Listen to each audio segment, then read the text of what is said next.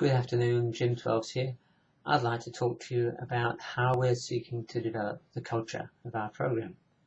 It's an area that I've probably talked about a few times, but I've actually been on a in-service last Friday, which has inspired me with some key ideas. So please bear with me. I'd like to share these with you.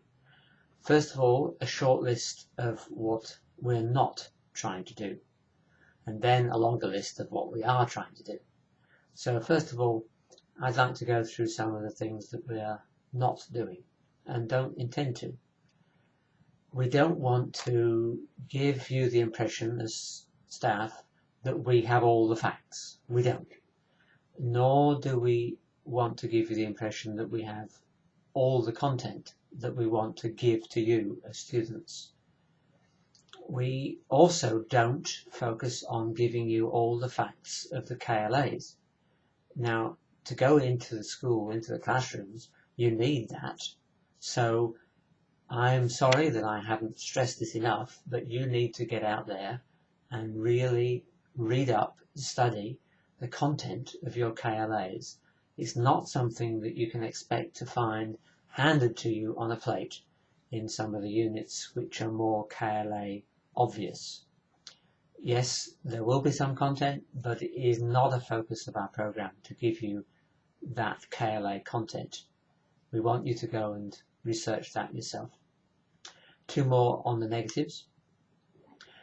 There's no right answer for your assessments.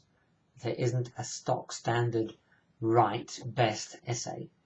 There can be many answers to the questions that we pose. It's how you approach the questions that is crucial. So don't go looking for that one answer. There isn't one. We also don't push you to conform to a particular set of views. In fact, we want to do the exact opposite, to broaden your perspective and to push you to discover new things while you're here on the course, rather than to conform you into a narrow confine. So now I'd like to talk to you about some of the positives that we do want to put into the culture of our college. Firstly, I believe that we're about to prepare students for service. It's a bit like sending the students to an army training camp before they actually go out into the field to become soldiers. They're trained for service, and in the same way, I believe teachers are being trained for service. In fact, a lifetime of service for the sake of others. Secondly, we are seeking to make you more employable. So we are looking for areas in your skill set, in your character maybe, that need some adjustment, and we're seeking to develop those so that you become more employable.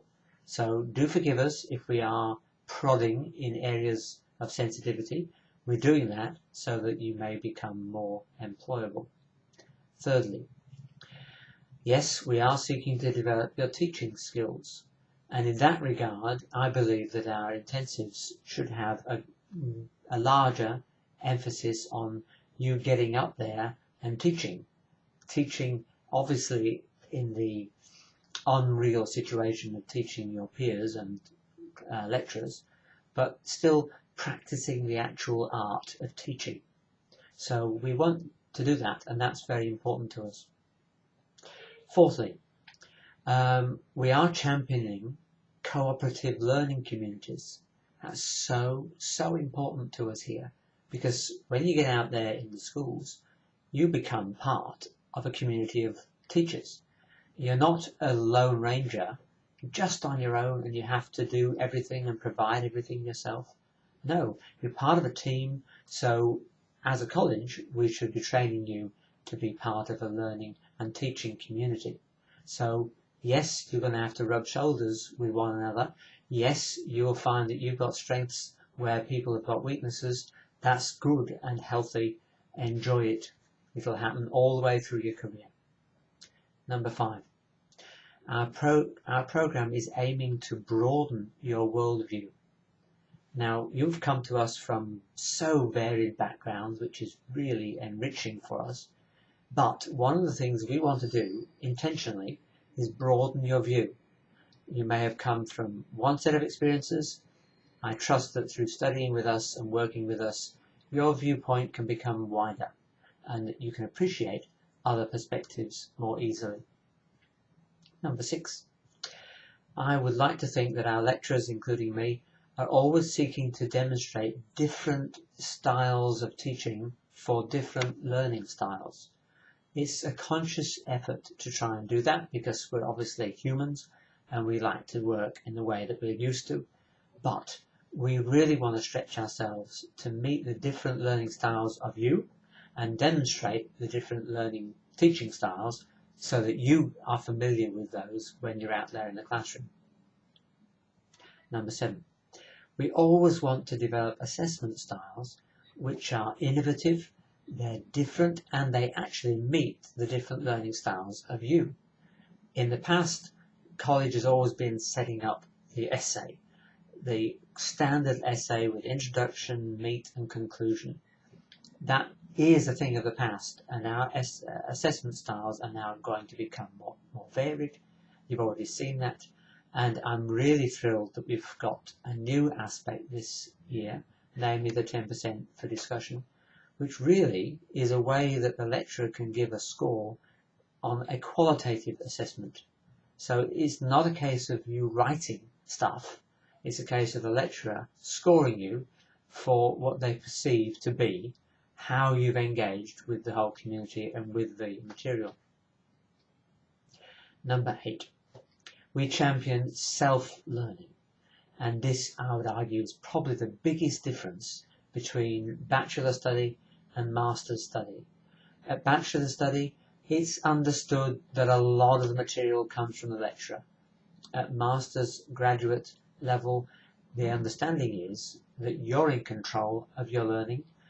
Learning is self-directed by you, and that's what we are seeking to champion. We also encourage you to explore new information, and many of you do, and it's thrilling when you do.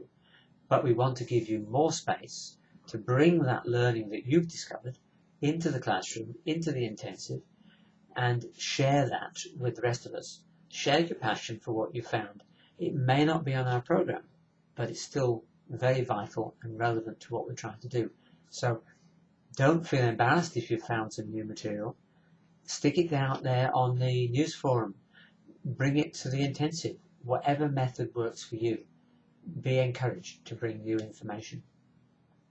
And finally, we want our students to be so engaged in the intensives that they just don't want to miss a day or miss a moment because of the strong relationships you've made one with another and with the lecturers.